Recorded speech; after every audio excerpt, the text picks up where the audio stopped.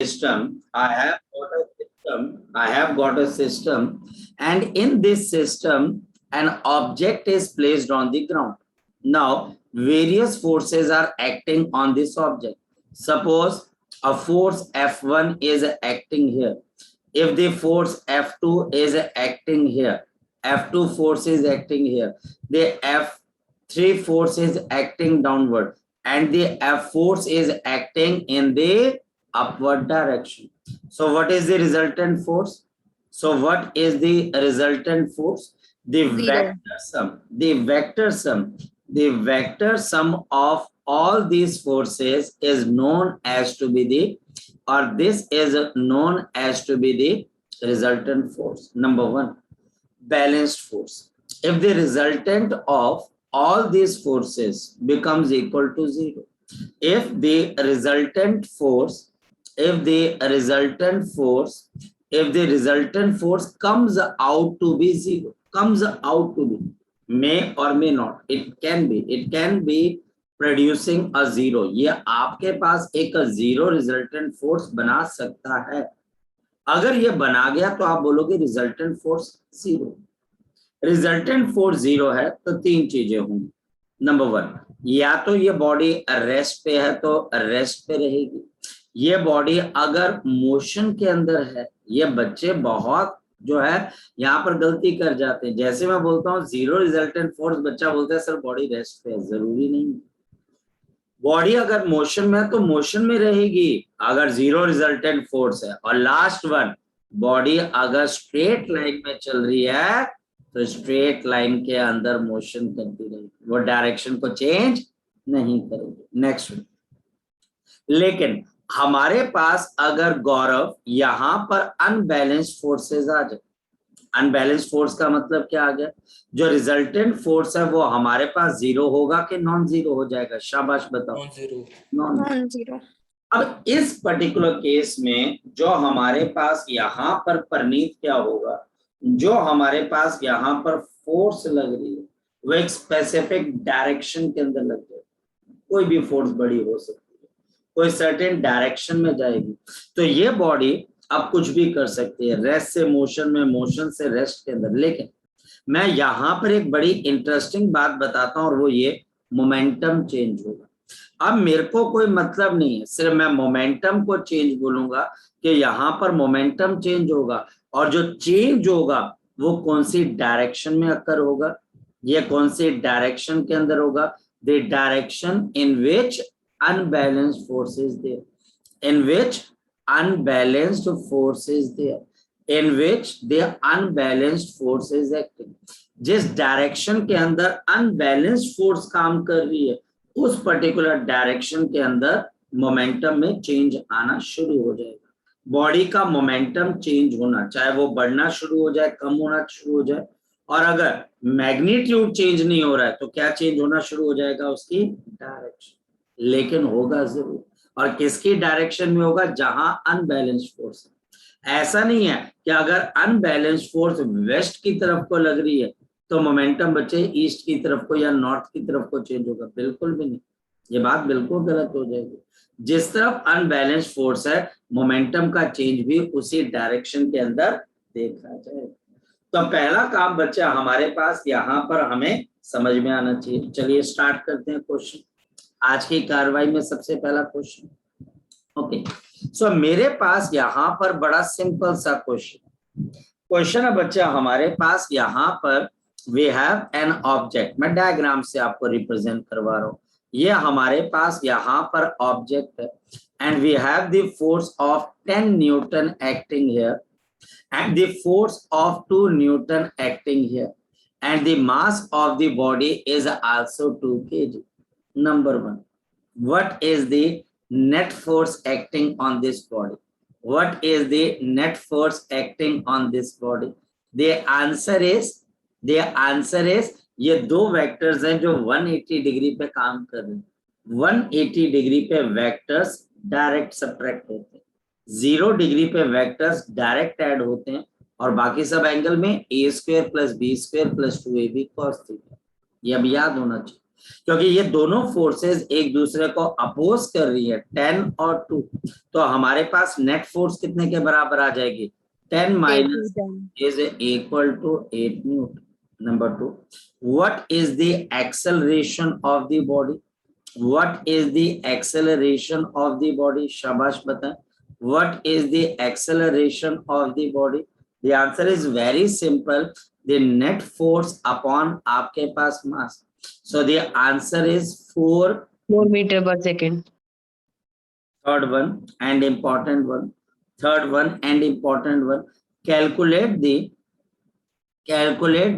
momentum of the body after 2 seconds.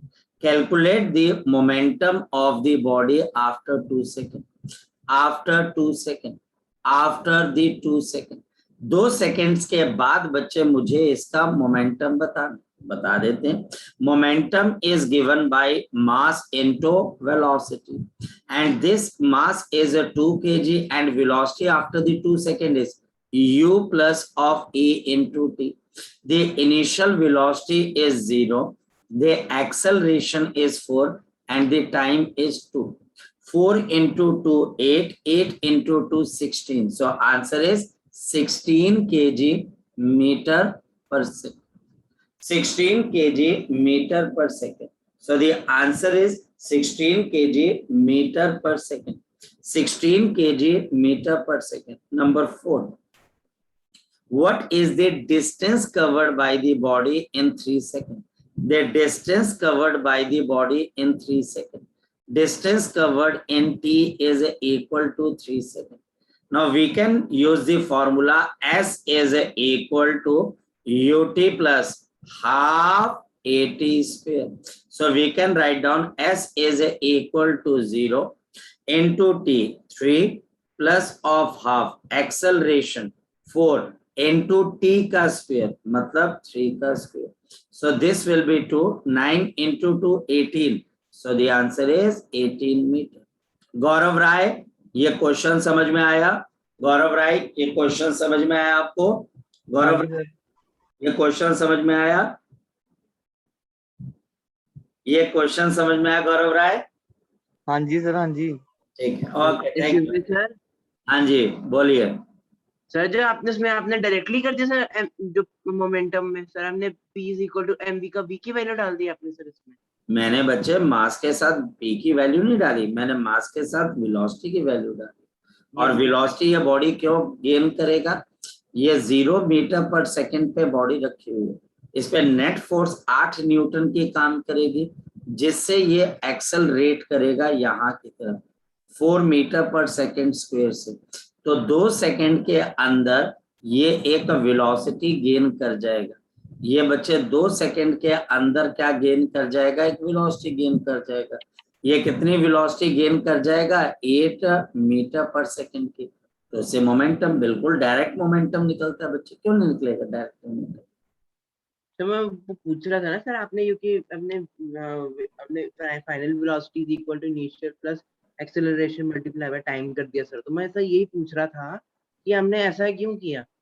ऐसा इसलिए किया राजे, क्योंकि मोमेंटम होता है मास इनटू वेलोसिटी, और टीचर मोमेंटम आफ्टर 2 सेकंड बोल रहे. 2 सेकंड के बाद अगर मोमेंटम निकालना है तो we require a mass. Now the mass is not going to change after 2 seconds, isn't it? Is it going to change or mass cannot change? Mass will be remain same. So momentum after 2 seconds will be decided by the velocity. Now velocity will be changing. Now why the velocity is changing? Because the system is under acceleration.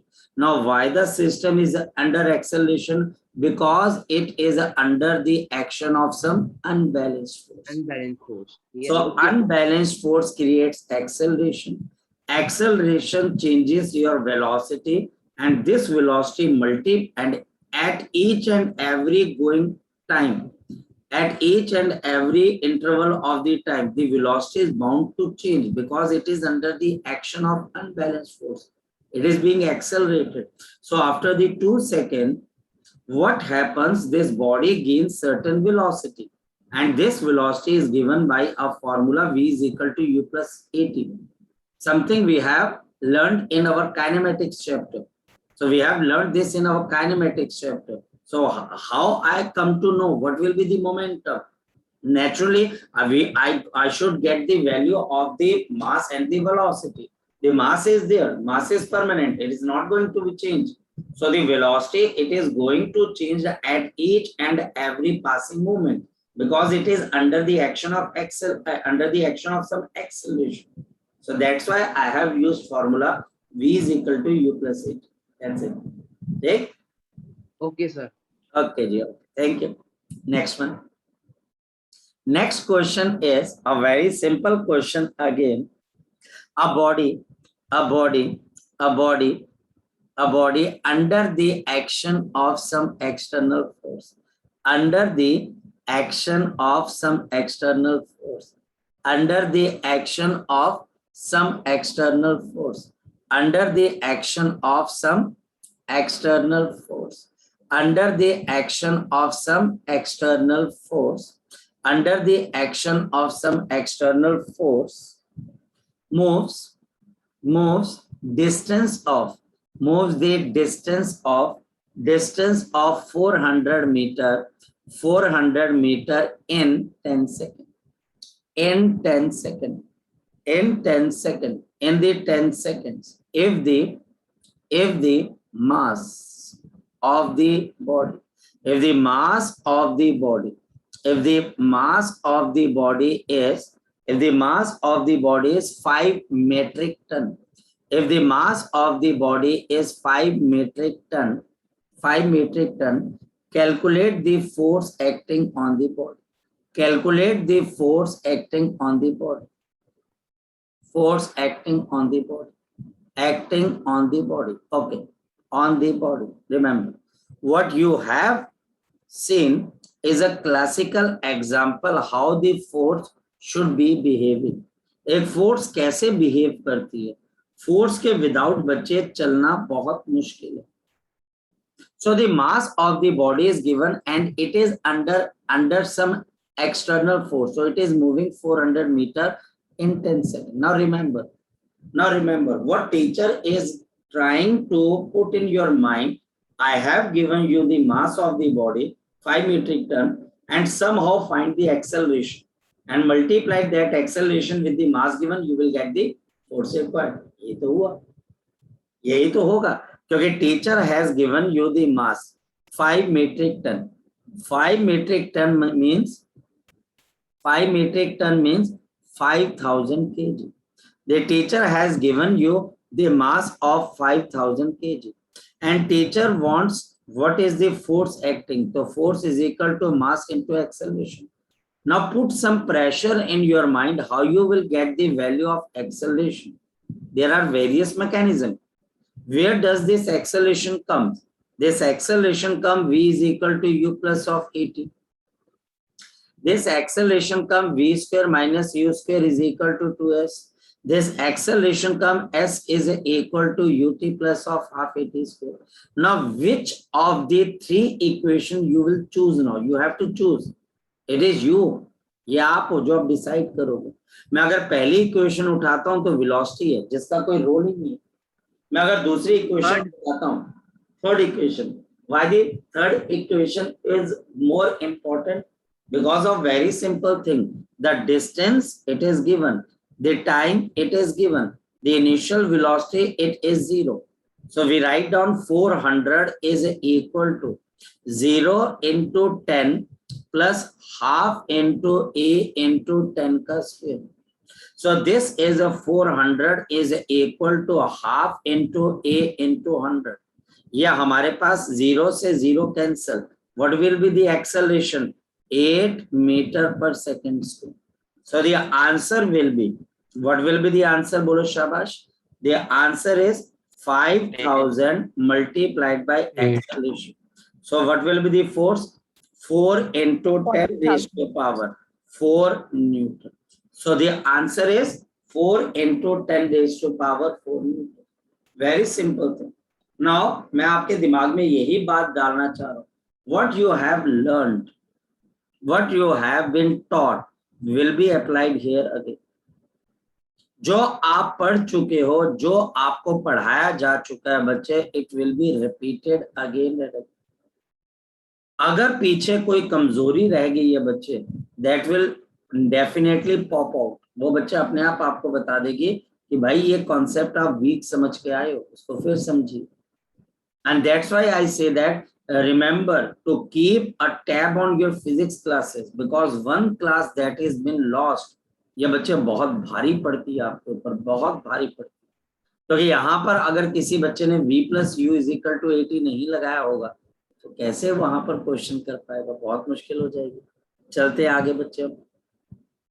इसी तरीके से हमारे पास यहाँ पर एक और question आ जाता है, a body of mass, a body of mass 20 kg, a body of mass 20 kg। Sir बोलिए सर, 1 मिनट सर, पीछे करेंगे 2 मिनट। बोलो बच्चे।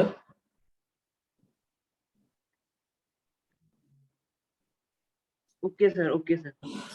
A body of mass 2 kg traveling with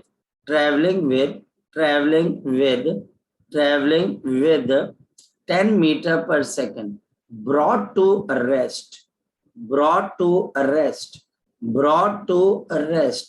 मतलब फाइनल वेलोसिटी 0 है in 5 seconds, in the 5 seconds calculate retarding force, calculate retarding force acting on the mass, retarding force acting on the mass, acting on the mass। Answer solution देखते हैं बच्चे हमारे पास। We have the body of mass 2 kg traveling with 10 meter per second and brought to rest। Now remember the things, हमारे पास एक तो rest पे लेके आए और ये 10 मीटर पर सेकेंड की थी, means we have the initial velocity given by 10, final velocity is 0 and it is brought into rest in the 5 seconds। Calculate the retarding force acting on the mass। The V is equal to हमारे पास किसके बराबर है, U plus of A into T। Brought to rest, initial velocity 10 minus of, why minus, because it is retarded। नहीं लिखना चाहते, no issues, आप positive रहने दीजिए। A into 5 second, the acceleration will be -2 meter per second square, which means that the body is under some retardation। This body is under some retardation, and what will be the force? The force is mass into acceleration, 20 into minus of 2, so the answer is -40 Newton। Negative sign, the negative sign implies that, ये हमको बताता है, the nature of the force is retarded, the nature of the force is retarding, यानी कि ये force retardation पे काम कर रही है। ये बच्चा हमारे पास रिटार्डिंग है, तभी इसका नेगेटिव साइन आ रहा है, तभी बच्चा हमारे पास इसका कौन सा साइन आ रहा है, नेगेटिव साइन। जी, किसी बच्चे का कोई डाउट, किसी बच्चे का कोई डाउट है तो बच्चा पूछ सकता है बच्चे। जी, किसी बच्चे का अगर कोई डाउट है तो वो बच्चा मुझसे यहाँ पर पूछ सकता है। शाबाश, ओके। किसी बच्चे का कोई डाउट है तो वो बच्चा मुझसे पूछ सकता है। शाबाश। If there is any doubt you can ask me, if there is any doubt you can ask me, or should I move proceed ahead? मैं चलूं आगे? Yes sir. चलिए। Yes sir. तो यहाँ पर बच्चे हमारे पास ये वाली चीज भी आ गई। अब नेक्स्ट बच्चे हमारे पास यहाँ पर, अब हम चीजों को थोड़ा सा अलग ढंग से समझते हैं। अब यहाँ पर बच्चे मैं यहाँ पर एक से ज्यादा फोर्सेस लेके आ जाता हूँ। जैसे ये क्वेश्चन आ गया, क्वेश्चन बच्चा हमारे पास यहाँ पर ये आ गया कि ये मेरे पास एक ब्लॉक है, एंड ये ब्लॉक जो बच्चा हमारे पास यहाँ पर आ गया, इसके ऊपर बच्चा हमारे पास 20 न्यूटन की फोर्स यहाँ लग रही है बच्चे, आपके पास 10 न्यूटन की फोर्स यहाँ लग रही है और 12 न्यूटन की फोर्स यहाँ लग रही है। फोकस करिए। और mass of the body is 2 kg and we have to find out the find the net acceleration acting on the body. Find the net acceleration acting on the body. Find the net acceleration of the body. Now चलो कैसे करते? Solution यहाँ पर ये दोनों forces के direction same है कि ऑपोजिट है बच्चे बताओ? सेम है डायरेक्शन। तो ये दोनों आपस में डायरेक्ट ऐड हो जाएंगे। मतलब यहाँ पर ये 2 kg की बॉडी जो हमारे पास यहाँ पर आ रही है, इस 2 kg की बॉडी को अगर हम ध्यान से देखते हैं तो यहाँ पर बच्चा हमारे पास कितना आ जाएगा? 22 न्यूटन। और यहाँ पर मेरे पास कितने के बराबर आ जाएगा बच्चे? शाबाश बताओ। 20 न्यूटन। 20 न्यूटन।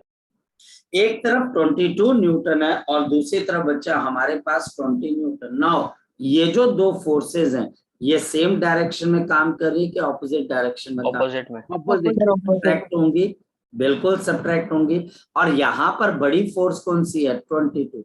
यानी कि मोमेंटम इसकी डायरेक्शन में चेंज होगा। याद रखना हमेशा बड़ी फोर्स की डायरेक्शन में बॉडी एक्सेलरेट करती है और ये एक्सेलरेशन बच्चा हमारे पास क्या होती है? ध्यान से समझिए। यहाँ पर फोर्स जो कि इसके मोशन को सपोर्ट करेगी 22 न्यूटन और आपके पास 20 न्यूटन की फोर्स इसके मोशन को क्या करेगी? अपोज। नीचे बच्चा हमारे पास इसका मास। तो बताओ इसकी एक्सेलरेशन कितने के बराबर है? 22 - 20 upon 2. So what will be the acceleration? 1 meter per second square. The acceleration will be 1 meter per second square. The acceleration will be 1 meter per second square. The acceleration will be 1 meter per second square. तो मेरे को लगता है बच्चे कि अब आप काफी हद तक इसको अंडरस्टैंड कर सकते। जी शौर्य बोलो बच्चे। सर हम पहले नेट फोर्स निकाल सकते हैं सर? नेट फोर्स निकाल के फिर नेट एक्सेलरेशन निकाल दे सर, उससे भी कोई प्रॉब्लम तो नहीं? नेट फोर्स ही तो निकलेगी बच्चे 2 न्यूटन की। यस सर, मैं तभी कह रहा था सर अगर हमें ऐसा सर ऐसे भी आसानी है क्योंकि हमें पता है कि acceleration force is equal to mass multiply by acceleration. उसको आप अगर एक्सेलरेशन को मास को अगर आप एक्सेलरेशन लेगा तो वो उसका प्रॉब्लम। शौर्य बड़ी सिंपल सी बात है, चाहे आप कानों से हाथ पकड़ लो चाहे कानों से हाथ पकड़ लो, बात तो सेम ही है। बात तो सेम है।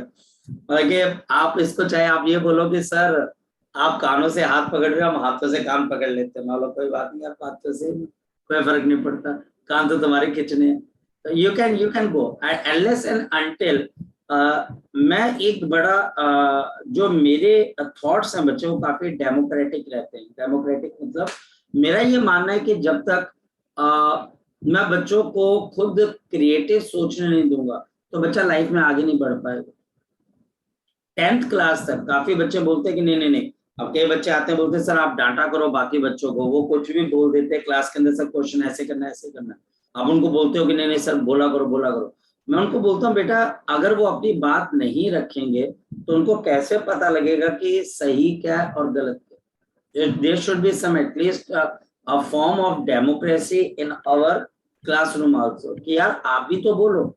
अगर आप नहीं बोलोगे बच्चे मैं ही इम्पोज ऐसे नहीं, जैसा मैं बोल रहा हूँ वैसे करो, तो इससे बच्चे आपके थॉट प्रोसेस पे कमी आएगी। तो आप जब तक वो एटलीस्ट आप ठीक ढंग से कर रहे हो कोई दिक्कत वाली बात नहीं, लेकिन हाँ अगर आप जोड़ तोड़ के कर रहे हो देन बच्चा आपको वहां पर काम खराब हो जाएगा। तो आपको पता है कि 22 यहाँ पर है, 20 यहाँ पर है, तो 2 न्यू, इसके बाद 2 न्यूटन ही तो एक्स्ट्रा फोर्स है। अगर यहाँ पर 20 और यहाँ पे 20 होती तो नेट फोर्स क्या होती? 0। और अगर नेट फोर्स 0 होती काका जी तो हमारे पास ये बॉडी ना तो लेफ्ट पे जाती ना राइट पे जाती, जैसी है वो वैसी रहती। तो 2 न्यूटन की एक्स्ट्रा फोर्स। ठीक, चलें आगे की तरफ बच्चे। Yes sir. आगे की तरफ नेक्स्ट वन।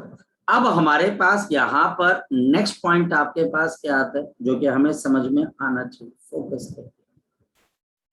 अगर हम नेक्स्ट पॉइंट बच्चे समझने की कोशिश करें और अंडरस्टैंड करने की कोशिश करें बच्चे कि हमारे पास नेक्स्ट पॉइंट आपके पास क्या, इसको बच्चे अब हम बोलते हैं बच्चे इम्पल्स। इम्पल्स, इम्पल्स हमारे पास इम्पल्स सिंपली बच्चे it is defined as the change of the momentum. It is defined as the change in the momentum, as the change in the momentum, change in the momentum when जब बच्चा हमारे पास when an average force, when an average force जब बच्चा हमारे पास एक average force जो होती है, when an average force acts on the system या acts on the object for a brief interval of time, for a brief interval of time, for a brief interval of the time, for the brief interval of the time, for the brief interval of the time।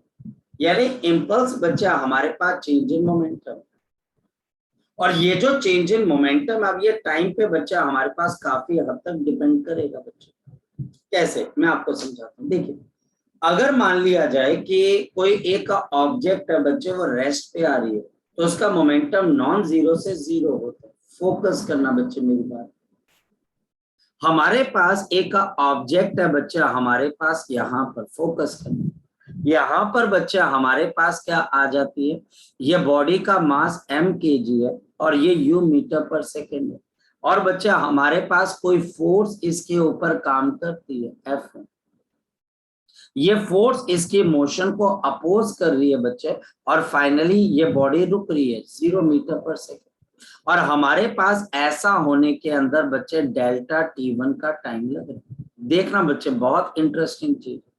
या फिर बच्चे यही मेरे पास m मास की body है, u metre पर second से चल रही है, अब इसके ऊपर डेल्टा F2 का आपके पास फोर्स लग रही है जो इसके मोशन को अपोज कर रही है। अगेन ये बॉडी रेस्ट के ऊपर आ रही है, लेकिन बच्चे अब फोर्स अलग लग रही है तो टाइम भी बच्चे हमारे पास अलग लग रही है। और ध्यान से समझना, फोकस करना, हमारे पास यहाँ पर delta T1 is greater than delta T2। तो मतलब क्या हुआ, इन दोनों फोर्सेस ने मोमेंटम को चेंज किया। दोनों केसेस में चेंज ऑफ मोमेंटम सेम है कि डिफरेंट है बच्चे? सेम। यहां पर अगर मैं आपको बोलता हूं इसके अंदर change of momentum, change of momentum यहां पर बच्चे दोनों is same in both cases. ये सेम है बच्चे आपके पास बोथ केसेस में। यहां पर मोमेंटम दोनों केसेस के अंदर सेम चेंज हुआ, बिल्कुल। पहले mu था फिर 0 हो गया, पहले mu था फिर 0 हो गया, लेकिन कुछ ना कुछ तो चीज अलग है। बताओ क्या चीज अलग है? एक में टाइम ड्यूरेशन ज्यादा लग रही है और एक में टाइम ड्यूरेशन क्या लग रही है? कम लग रही है। जहां टाइम ड्यूरेशन ज्यादा लग रही है बच्चे, इसका मतलब बच्चे वहां पर जो फोर्स इस मोमेंटम को चेंज करेगी, वो जो फोर्स है बच्चे हमारे पास, वो फोर्स जो होगी वो आपके पास लेस इंपल्सिव होगी, उस फोर्स का मैग्नीट्यूड बहुत छोटा होगा। देखो दो ही चीजें, हमारे पास अगर मोमेंटम को चेंज करना है तो या तो फोर्स बड़ी कर लो तो वो मोमेंटम बड़ी जल्दी चेंज होगा, और या फिर बच्चे आप फोर्स अगर छोटी लगाते हो तो मोमेंटम को सेम चेंज करने के लिए आपको टाइम क्या लगाना पड़ेगा? ज्यादा लगाना पड़ेगा। जैसे क्रिकेटर बच्चे एक बॉल को कैसे कैच करता है? बताओ बच्चे, ऐसे कैच करता है। अब एक क्रिकेटर एक बॉल को या एक जो विकेट कीपर है वो बॉल को ऐसे क्यों कैच करता है? जरा बताओ मुझे, बताओ। क्योंकि जब वो ऐसे कैच करेगा तो वो मोमेंटम को 0 करने के लिए टाइम ड्यूरेशन ज्यादा ले रहा है कि कम ले रहा है? ज्यादा। और जब वो ज्यादा टाइम ड्यूरेशन लेगा तो उसके हाथ के ऊपर फोर्स का इम्पैक्ट भी क्या होगा? कम हो जाएगा, कम पड़ेगा।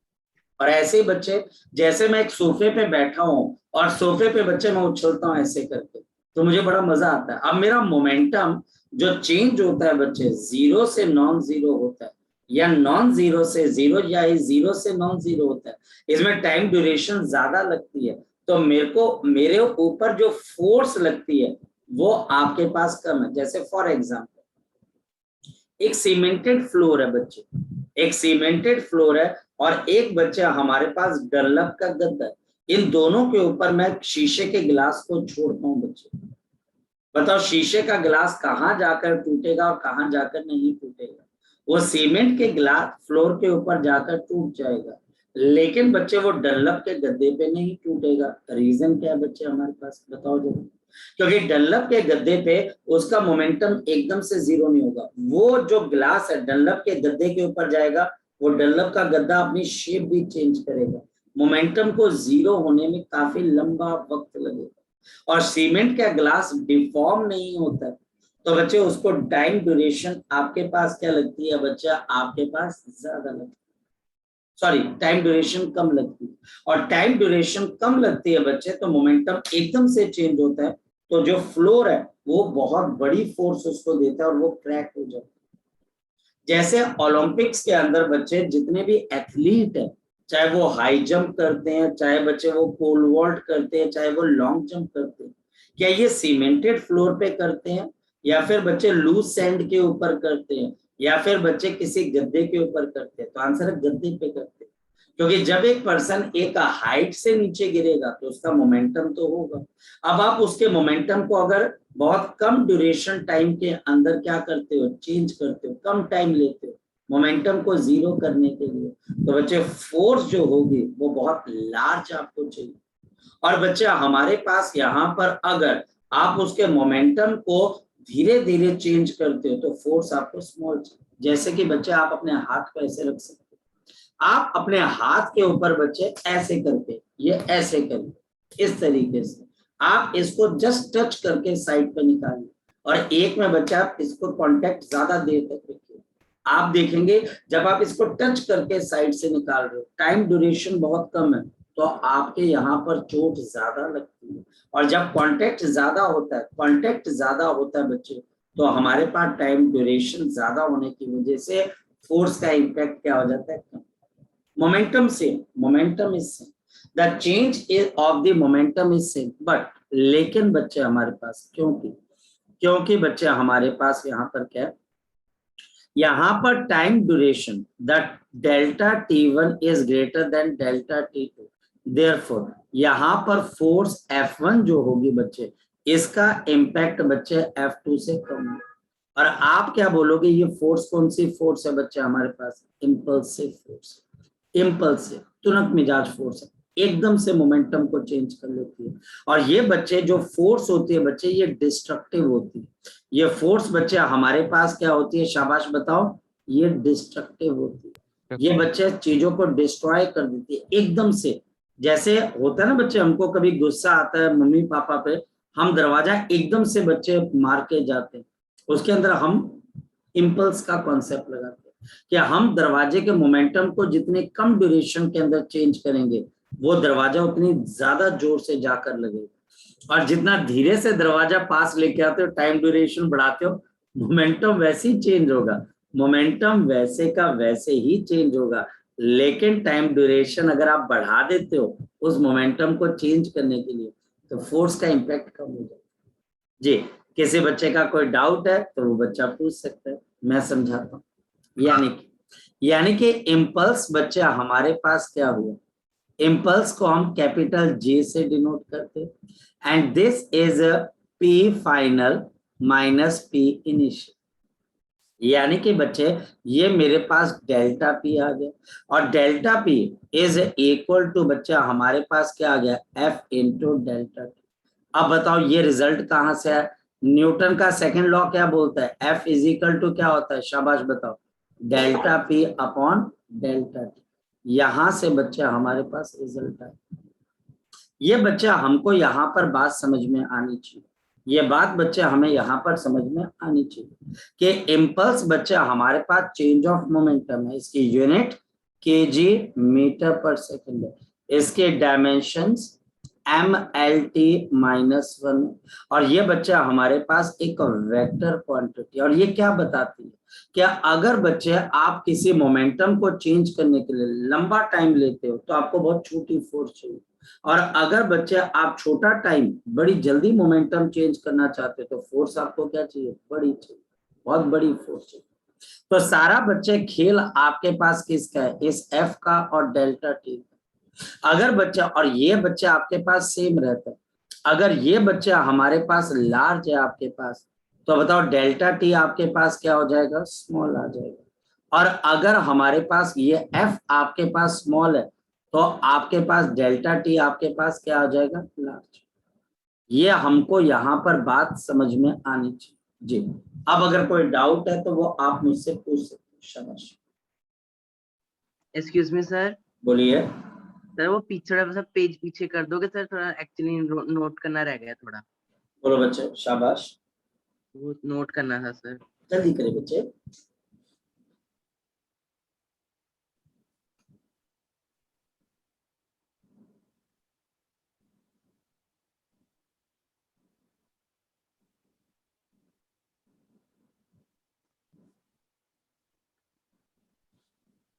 कर लिया नोट बेटा आपने? Yes sir, sir yes. अब एक और बात याद रखना बच्चे, remember one thing, the SI unit of the impulse is Newton second.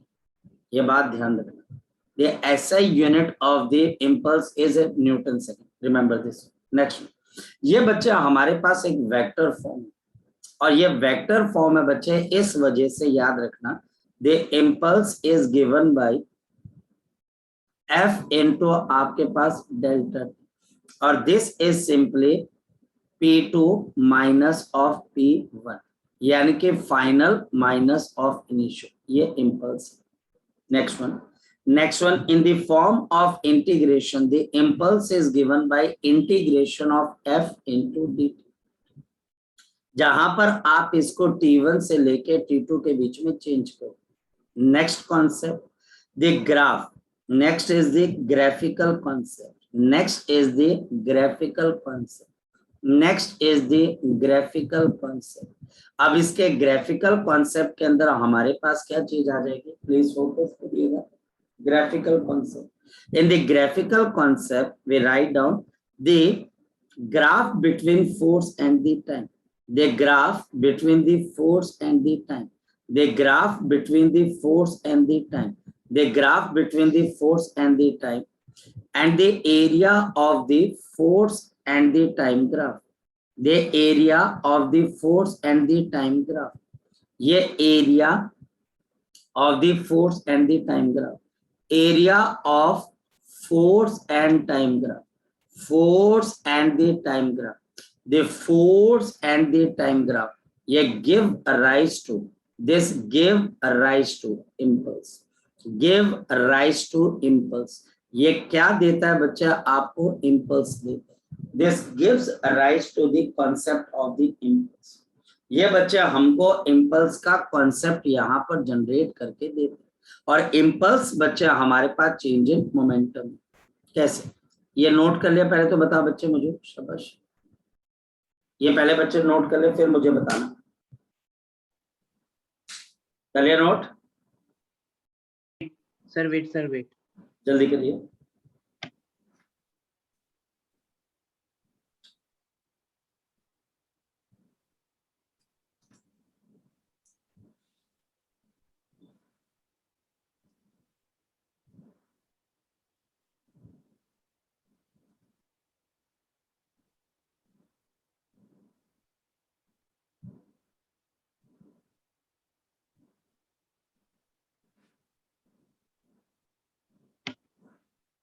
कर लिया नोट बेटा? Yes sir. Okay, so we start with the question. Obviously, we will be starting with the question, and with the question we can understand ourselves. So we have the condition that a force is given by 60 plus of 4. A force is given by 60 plus of 4. Calculate the impulse.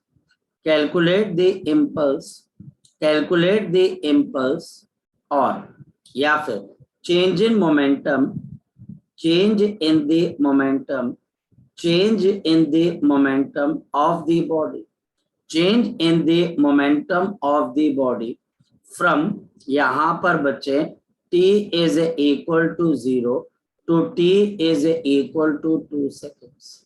From t is equal to 0 से लेके बच्चे t is equal to 2 seconds. Solution.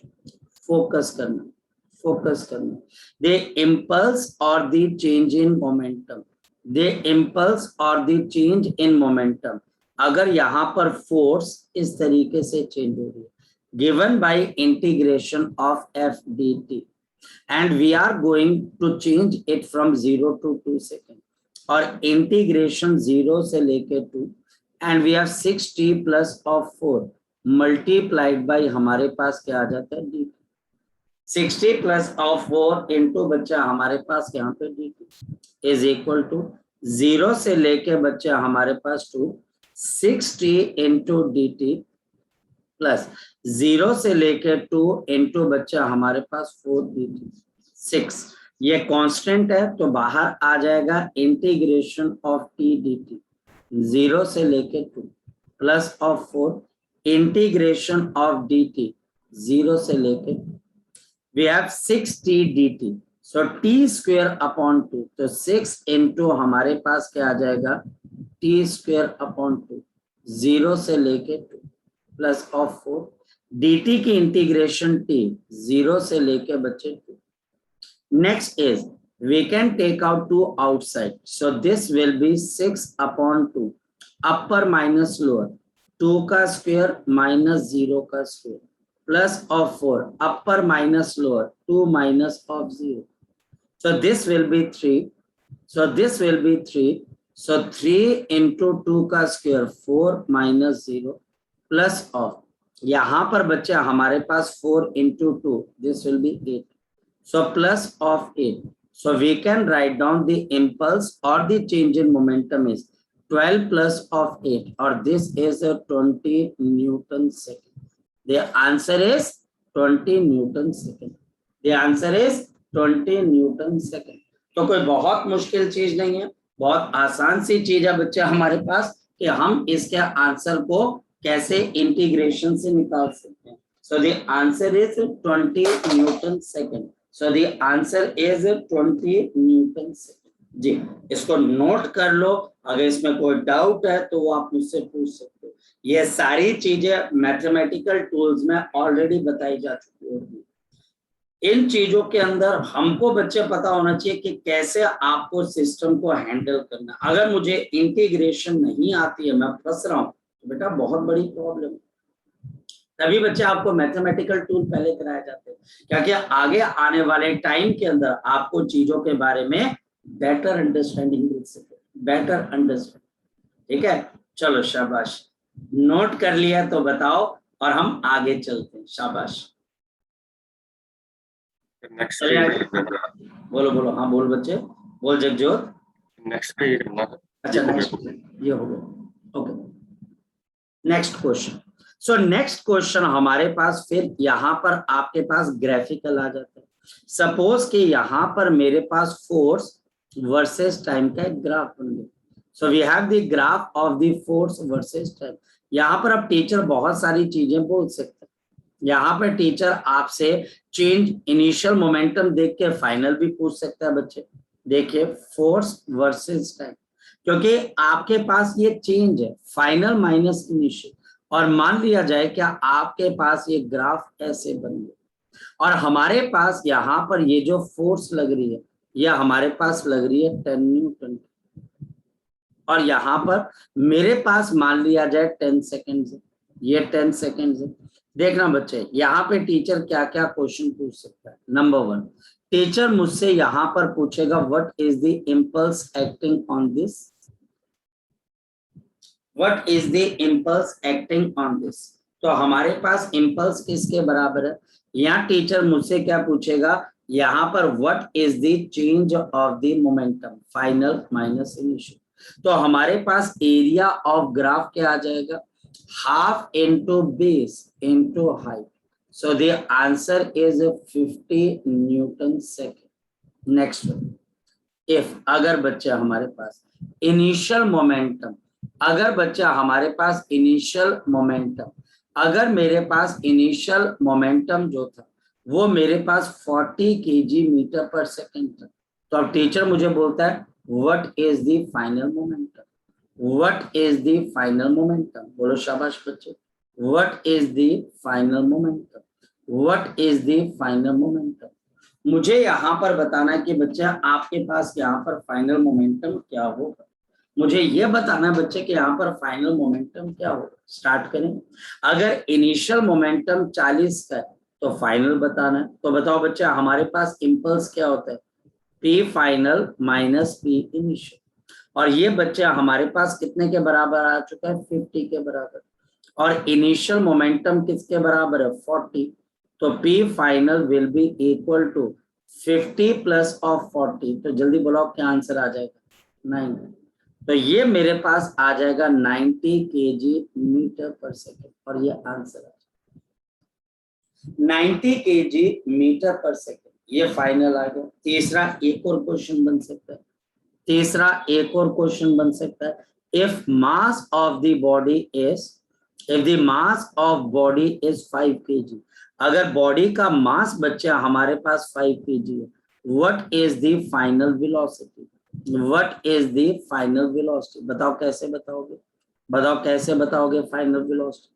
क्योंकि आपके पास final momentum आ चुका है 90 और मास आपको पता है, तो हमारे पास momentum final is equal to 90, और बच्चे हमारे पास mass into velocity is equal to 90, और बच्चे ये हमारे पास किसके बराबर आ जाएगा, 5 1 और यहाँ पर आपके पास 4, तो आपके पास 18 मीटर पर सेकेंड, ये हमारे पास इसकी वेलोसिटी आ जाएगी। जी अब बताओ बच्चे क्या आपको इसमें से अगर कोई चीज ना समझ में, क्लियर है, क्या आपको टीचर या तो इंटीग्रेशन का क्वेश्चन देगा या ग्राफ का क्वेश्चन देगा, और ग्राफ के अंदर ये 3 चीजें वो पूछ सकते हैं, और तीनों चीजें बच्चे मैंने बता दी। हाँ एक बात ध्यान रखना, अगर ये ग्राफ नीचे जाता है, कहाँ नीचे बच्चे, नीचे की तरफ कहीं पर, अगर ये ग्राफ बच्चे नीचे की तरफ कहीं जाता है नीचे, तो बच्चे उस केस में आप इम्पल्स को पॉजिटिव नहीं नेगेटिव लोगे, उस ग्राफ का एरिया पॉजिटिव नहीं नेगेटिव लोगे, ये थोड़ा ध्यान रखना, क्योंकि नीचे वाला एरिया कभी पॉजिटिव नहीं होता। अगर किसी बच्चे को कोई डाउट है तो वो अभी पूछ सकते हैं। अगर हाँ बोलो शौर्य। क्वेश्चन नंबर 30 सर नहीं समझ आया, मतलब हाँ बताओ क्या नहीं समझ में आया सर, वो moment change in momentum final is equal to 90, sir ये समझ नहीं आया सर, आपने जो और करके लिखा ना 5b। ओके ये पता लग गया कि फाइनल मोमेंटम 90 के बराबर है। यस सर, मोमेंटम का फॉर्मूला क्या होता है, मोमेंटम का चेंज इन मोमेंटम ना सर, मोमेंटम का सर हमारा होता है नितिका आप बता दो मोमेंटम का फॉर्मूला क्या होता है,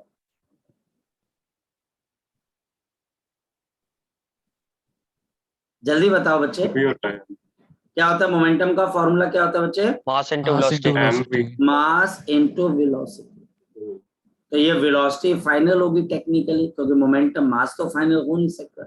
मास कितना दे रखा है बच्चे बताओ जरा, मास 5 kg, तो ये 5 आ गया, और वेलोसिटी फाइनल है बच्चे, तो ये भी आ गया, तो क्या दिक्कत है बच्चे बताओ जरा मुझे इसमें से। ओके सर, ठीक है चले। सो ये बच्चा हमारे पास यहाँ पर एक और चीज होगी, तो धीरे धीरे हम बिल्डअप करते जा रहे हैं कि भाई आपके पास इम्पल्स क्या चीज है, इम्पल्स एक ऐसी चीज है जो चेंज ऑफ मोमेंटम निकालती है। एक और बात समझते हैं और फोकस करते हैं। आपने बच्चे अगर देखा हो कि हमारे पास कोई पर्सन अगर कराटे खेलता है, कराटे के अंदर बच्चे वो आपके पास क्या होता है, जूडो कराटे के अंदर वो किसी ईंट को तोड़ता है बच्चे हमारे पास, ये बच्चा हमारे पास यहाँ पर किसी ईंट को जो है बच्चे वो तोड़ता है। जब बच्चा हमारे पास ईंट को तोड़ा जाता है बच्चा हमारे पास, तो क्या होता है, जब बच्चा हमारे पास ईंट को तोड़ा जाता है तो जो आपका प्लेयर होता है वो ईंट को टच करके ऐसे पीछे करता है हाथ में, हाँ है ना, कभी देखा आपने, ऑब्जर्व किया बच्चे, तो वो कौन सी एप्लीकेशन लगाता है बच्चे, वो इम्पल्स की एप्लीकेशन लगाता है। तो हमारे पास इम्पल्स के एप्लीकेशन कुछ बहुत अलग अलग तरीकों से बच्चे हमारे पास यहाँ पर आ जाते हैं। तो ये हमारे पास इम्पल्स है। मैं आपको कुछ अभी थोड़ी देर के अंदर कुछ फोटोग्राफ सेंड करूंगा जिसके अंदर इसकी एप्लीकेशन होगी इम्पल्स की बच्चे। तो ये हमारे पास इम्पल्स है।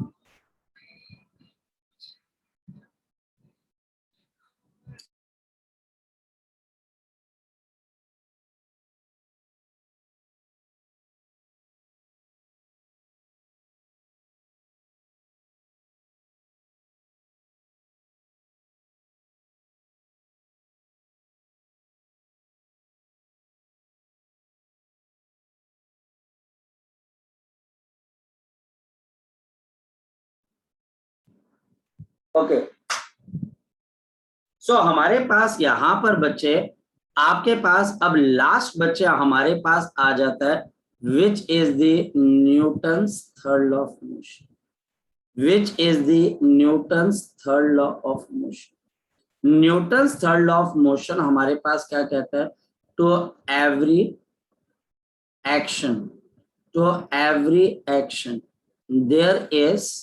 there is an equal and opposite reaction, equal and the opposite reaction, equal and the opposite reaction, and these acts on different bodies, and these acts on different bodies, and these acts on the different bodies। ये बच्चे हमारे पास different bodies के ऊपर काम करते हैं।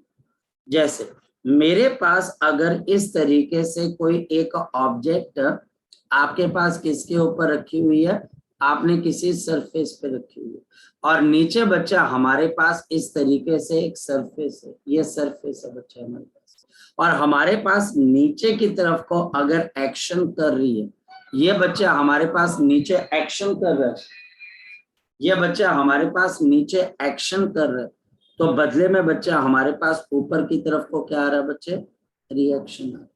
आपके पास बच्चे ऊपर की तरफ को आपके पास यहाँ पर क्या आ रहा है, रिएक्शन आ रहा है। तो हमारे पास नीचे एक्शन है, रिएक्शन ऊपर, यानी कि एक्शन आपके पास किसके ऊपर हो रहा है, फ्लोर के ऊपर, और रिएक्शन किसके ऊपर हो रहा है बच्चे, क्यूब के ऊपर या बॉडी। चलिए, सो कल बच्चे हम यहीं से शुरू करेंगे और बाकी की चीजें अंडरस्टैंड करने की कोशिश करेंगे, ठीक है। सो आप इसको एक बार रिवाइज कर लेना, कोई दिक्कत आए तो मुझे जरूर बताना। चलिए बच्चे, ओके, बाय बाय।